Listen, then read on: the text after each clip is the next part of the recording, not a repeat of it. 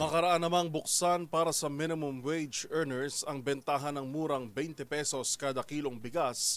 Layon pa itong i-expand ng Department of Labor and Employment o DOLE. Pero aminado rin si Secretary Benny Laguesma na isa itong malaking hamon sa sustainability ng programa. Una sa balitang yan, si Vina Hesoro. Target ng Department of Labor and Employment na paramihin pa ang makabibili ng 20 pesos per kilo ng bigas para sa mga minimum wage earner.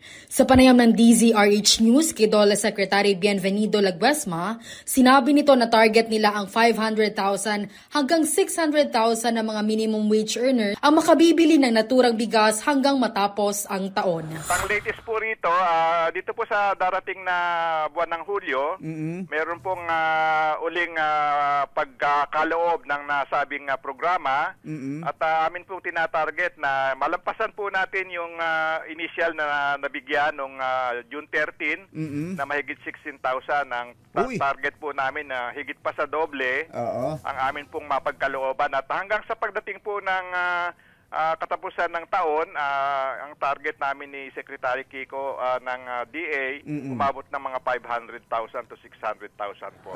Ayon kay Laguesma, hanggang noong June 13 ay nakabili ang mahigit 16,000 na mga minimum wage earner ng 20 pesos per kilo ng bigas, kung saan higit sa 100 na kumpanya nationwide ang nakilahok.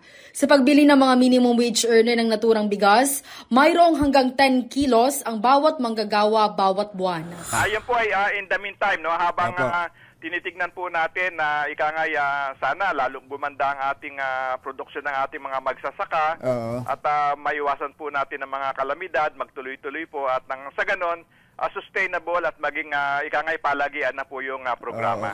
Samantala, aminado naman si Laguesma na isang hamon ang pagpapanatilan ng 20 pesos per kilong bigas na programa para sa mga minimum wage earner dahil lumalaki na aniya ang bilang ng mga nakapaloob sa programa. Mahigit na 100 mga establishmento ang nakalahok ko dyan. Pero ngayon ho, medyo lumalaki po yung bilang kaya ang aming hamon sa amin po dalawa ni Secretary Kiko, yung sustainability na nabanggit nyo kanina. Para sa MBC TV Network News, ito si Vina Hesoro ng DZRH.